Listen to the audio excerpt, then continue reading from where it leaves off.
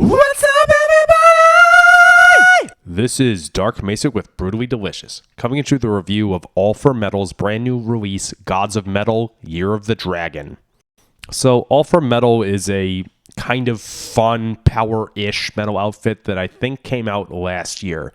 If you don't know their song, Fury of the Gods, go listen to it right now because it was absolutely amazing.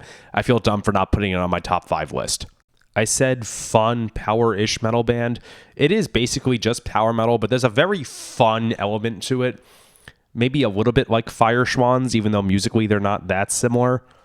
It's a rare event in that it has 2 male vocalists.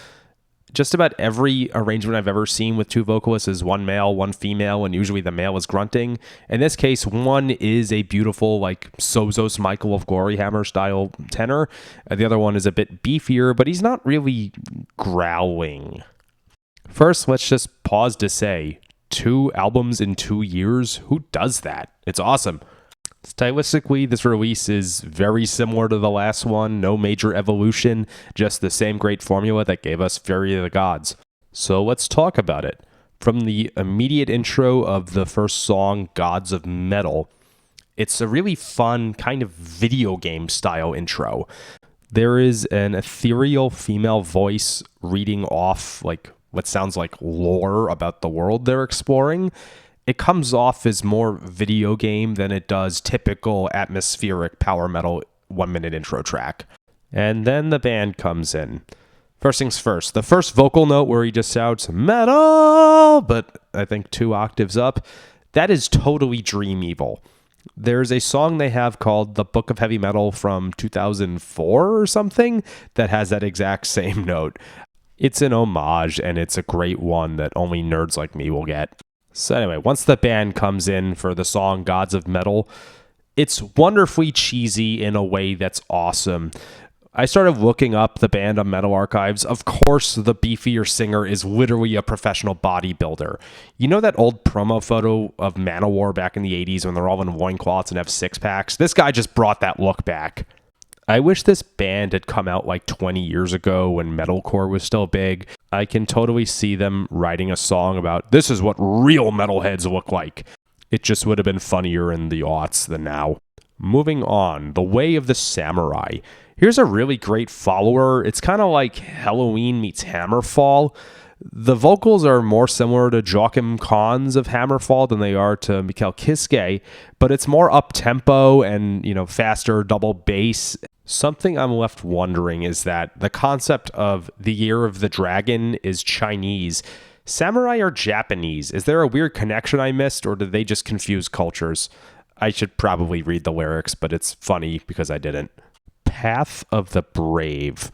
Absolutely beautiful ballad, one that took me a little bit to come up with any kind of comparison point. That's how original it is.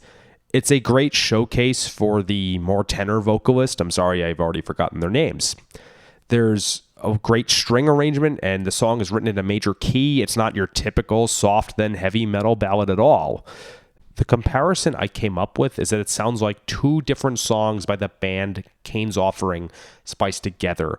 I'm going to say it's like 70% their song I Will Build You a Rome and 30% their song Into the Blue. Those are 2 of my favorite songs of all time, and they're quite different, so when you put them together, it's not even like derivative. Like Thor and Loki. It reminds me of the band's title song, All for Metal, from last year. Is it possible for a metal band not to bring up one of Thor and Loki? In this case, they did both. And also, to borrow a phrase from this and many other choruses, the phrase heaven and hell.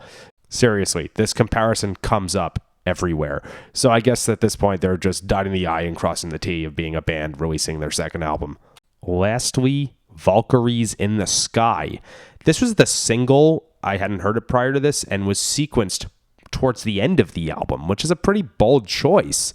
There's a guest vocalist on this that's not listed. It sounds vaguely like Nora from Battle Beast, but I don't think it's her. Very similar screaming style, but the timbre's off. It's a killer track, though, with a clever and inventive chorus. One of the ones I'm going to revisit tomorrow for sure. So, good news. The second album did not disappoint. As an album, I think it's probably better than the first. I don't know that there's a single song on here that's as good as the track Fury of the Gods, and it's always hard to recapture that first initial magic, but there's a ton of fun here that's absolutely worth a listen. Regarding my comment earlier about writing that song about this is what metalheads look like, to everyone in All for Metal, thanks for keeping the genre metal. Rock on.